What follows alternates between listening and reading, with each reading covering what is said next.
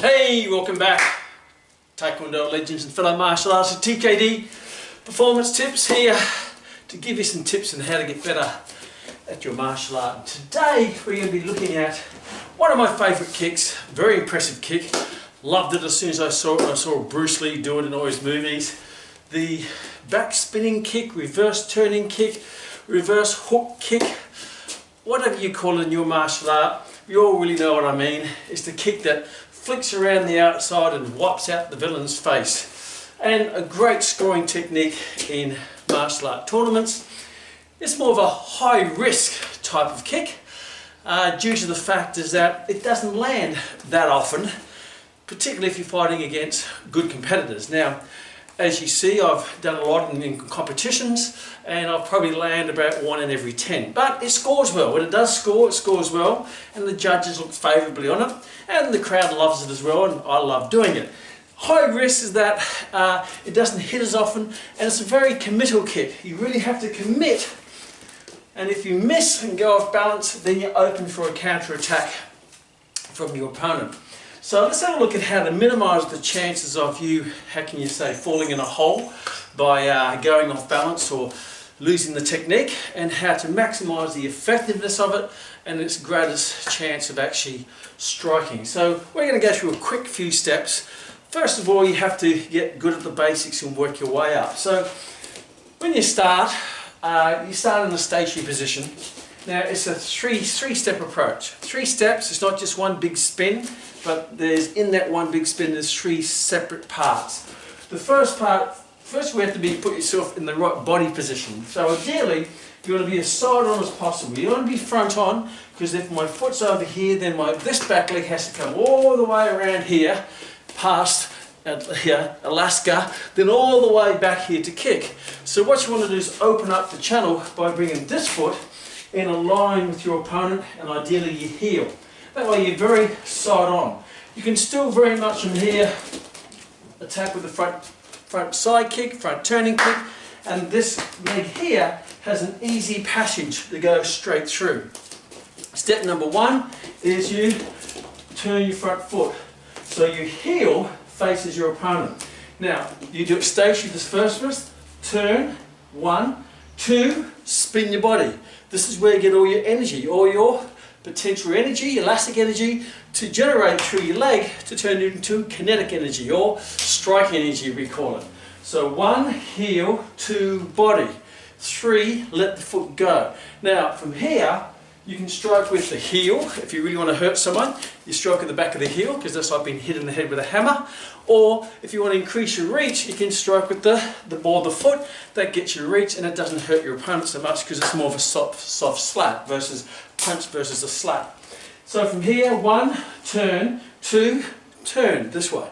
Now you can sight your opponent, but you're not going to have time, but you can see where it's going to strike. 1, 2, 3. Okay, so from there, 1, 2, 3. And that leg just flicks around from all the winding potential energy that you've generated in your foot and your body, and down it goes. So what you want to do is to get that spot on first, so that you can just from here, and then you connect to the movement. 1, 2, 3. 1, 2, 3. Into a big spinning, winding movement.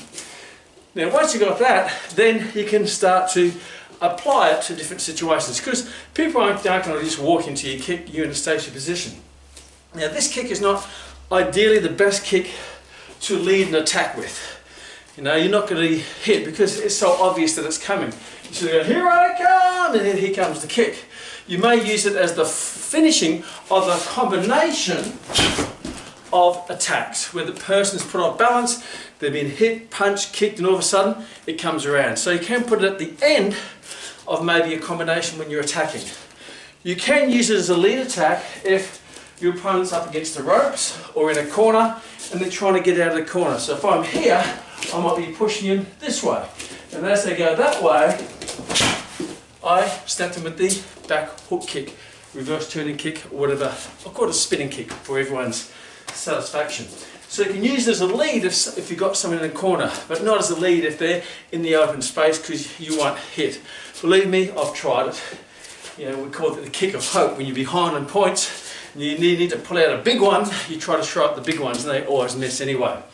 So the other aspect is if you're going to attack with it, you have to be able to throw it while you're moving. So when you're in this position, rather than being stationary, be able to move your body as if you're normally sparring, and that front foot, I can just turn it, turn back, turn back, turn back, and then in one of those turns, I can bring the foot around. So I'm from here, my front foot's turned back. So my body stays the same, but at any time, I can bring the kick through. So I can use it as an attacking tool from here. I'm out of range, I'm out of range, I'm out of range, and I'll throw the attack. I can use it if they're coming into me, so I'm drawing their attack in. And this is probably the best way I like to use it, where I draw an attack from them, particularly off their front foot, if they're doing a front turning kick, maybe a front side kick, or they're kicking off the back foot this way. So as their leg's in the air, I parry the block, I parry their kick away, and I meet them while they're on one foot with a kick in the face. Because when they're kicking like this, particularly if they half step means they step up and kick. As they half step up, I launch. And as they're halfway through the kick, you got this missile coming around here, and they're not worried about this anymore. All they're worried about is this leg coming. And bang, it hits them, and they're on one leg. So practice it. You're drawing them an attack, trying to draw their front kick in, and as they bring the kick in, you're getting ready, and as they kick, you swing the kick around and score the points and give them a good old slap across the face. So that's a counter attack by drawing the attack in. So you can do it on the spot, drawing the attack, or you may do it as you're moving back. So they're moving after you, they're moving after you, and as you move back, they're feeling comfortable, and you meet them with the back hook kick. So when you practice that, just practice in the spot. Start on the spot, stationary. 1, 2, 1, 2, 3.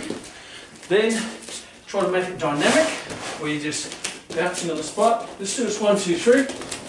1, 2, 3. Then use it as an attack, so you're a bit out of range, out of range. Then use it as a counter attack on the spot, where you're just on the spot and you're drawing a kick in, and as they kick, you meet them, and then you can do it as you're moving backwards, and then you attack from there. So what's important is to maintain that balance, that frame, and always be able to feel comfortable in the kick, where you're never really off balance. So you can do it slowly, because if you can't do it slowly, you can't do it quickly. There, turn, and I can keep my balance straight after the kick. That way I don't fall into their counter attack.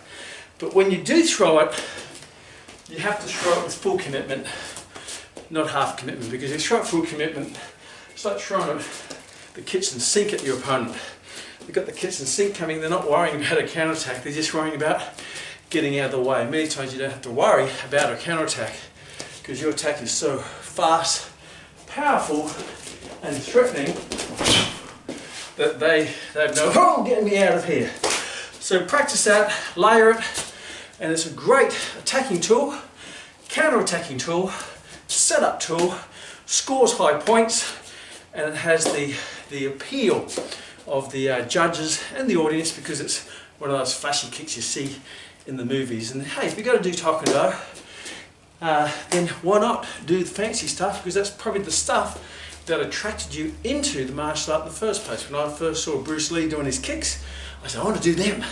So that's what I work on, because otherwise it becomes pretty mundane. You know, just punch, front kick, punch, front kick. Let's up the ante a bit and become, you know, your own version of Bruce Lee, and you have lots of fun too. See you in the next TKD performance kicks.